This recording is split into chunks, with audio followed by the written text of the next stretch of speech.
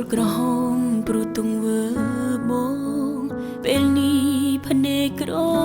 ហមព្រោះតែទង្វើបងដូចគ្នារៀបការហើយជីវិតក្រំគ្រាការសង្សារធ្នមដូចព្រះនាងមិនញោមមកពីខ្ញុំសោះអស់ទឹកភ្នែកហត់នឿយខ្លាំង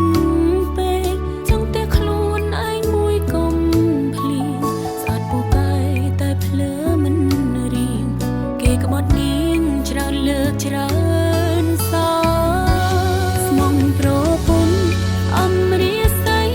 ចិញ្ចឹមស្រីមានន័យមែនទេមិនចេញកើខូនដល់ដែលស្បន់ស្បែកធ្វើអ្វីបើយកស្រីដោះលែងប្រពន្ធយកខ្ញុំអស់បើមិនខ្ញុំបើនាងមិនចេះថាខ្ញុំទេប្តីនឹងទេអូនបដិសេធគេច្រើនណាស់ប្តេញកំក្រៅបងរបាំងមនុស្សប្រុសក្បត់ដូច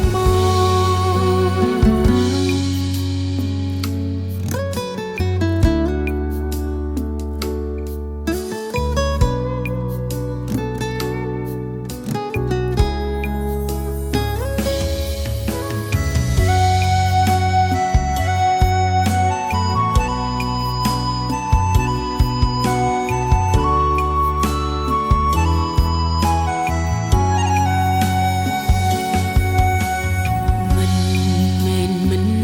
ញោមមកពីខ្ញុំសោះអស់ទឹកភ្នែកហត់នឿយខ្លាំង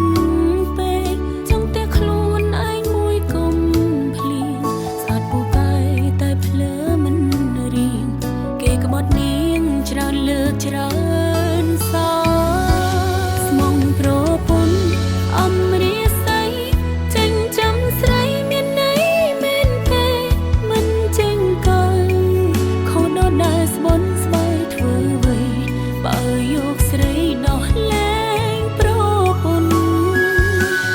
យកខ្ញុំអស់បើមិនខ្ញុំបើនាងមិនចេះថាខ្ញុំទេប្តីនឹងទេអូនបដិសេធគេច្រើនណាស់ប្តេញកំក្រៅបងរបាំងមនុស្សប្រុសក្បត់ដូចមកស្មងប្រពន្ធអំរាសីចិញ្ចឹមស្រីមានន័យមែនទេមិនចេញកើ